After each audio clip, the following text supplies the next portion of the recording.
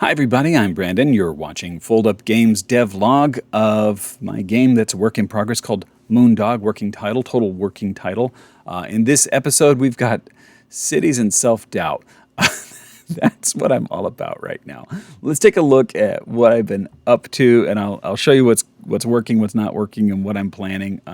Fiddling with some of the GUI elements to give you the location there, and if you go into maintenance, you'll get a thing that says maintenance, which brings me to my first element of self-doubt.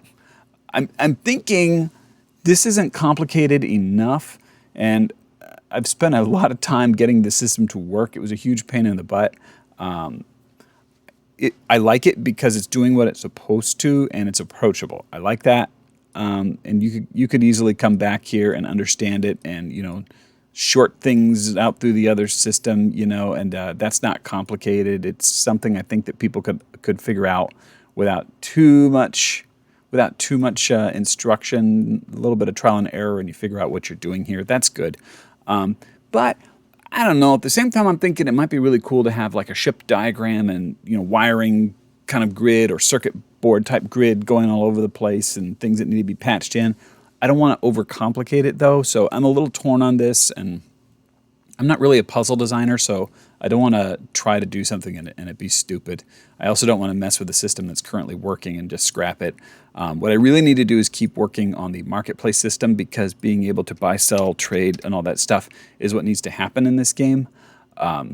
So right now I do have a marketplace starting to function, so this system right now is able to spawn something from a huge spreadsheet of possible items and prices, and it automatically switches to buying or selling. So I like a system where you don't have to think too hard, where it's just really intuitive, and that's a lot of what I've been doing in this game, is to say, if you want to fly the ship, sit in the chair and you're flying the ship. There's no buttons to push. It's just here in the world. Do you want to buy an item? Click on it and it says buy, and if it was in your inventory, it says sell. That's kind of obvious. This is your inventory because it says sell, right? And here is buy. So this kind of thing ought to be really, really straightforward and no inventory management. But right now you can sell it. It's 200. You can watch your credits up there. We'll go up to 1100. Yay! So there you go. No inventory management, which means more work on my end, because I need the system, if you're going to be able to buy it, it needs to be able to sort through your inventory, find out which slots are empty, and then fill it. So just a little more extra coding for me to do that, instead of you clicking, fill that with that. I don't want you clicking around meaninglessly. I want you to make meaningful choices in the game. Anyway, that brings me to the cities and self-doubt. We had some self-doubt, now we've got cities. So I've been blocking this out, and frankly I spent too much time on art, which I keep telling myself not to do. Don't waste time on art when you haven't even decided whether you like the way it's blocked out. Just block it out with blocks. I keep telling myself this because I mess with the art, and it's okay, but it's not really the look I really want.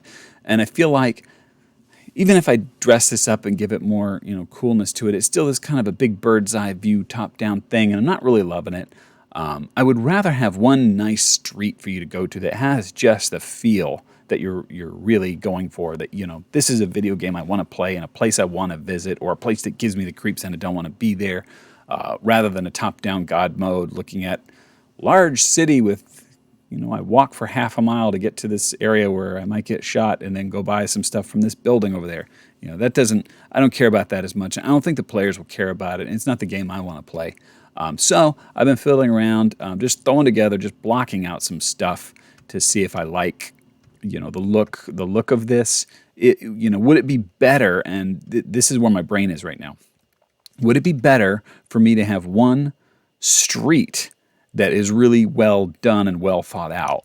Would it be better just to have one cool street, even if you can't, go all over the city, but there's just like, some buildings and stuff behind it, so you can move the camera around a bit and look around, but it's just that one area, and that'll be one cool area instead of one large city without a lot of depth to it. So that's that whole idea, a mile wide but an inch deep. But I don't know, this is a cool look right there.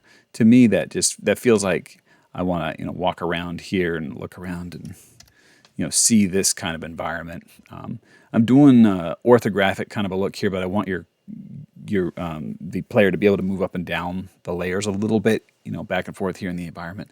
I don't want to get too crazy with art, because the crazier you get with art, the more you have to handle it yourself as a one person like I'm doing, and it'll get out of hand. So, but I do think there's some stuff I can pull off in a reasonable way, in an approachable way, that I can still manage, that'll make it a little bit more cool without taking a billion years. But anyway, that's all I've got right now. That's what I've been working on: cities and self-doubt and markets. So I'm going to keep on working on the markets and get those working. I'm going to figure out whether I like the cities. I'm going to leave the patch system alone for the moment. I'll just put that on the back burner, or let me think about it and decide what I want to do with it. But anyway, I hope you enjoyed this, and have a great day.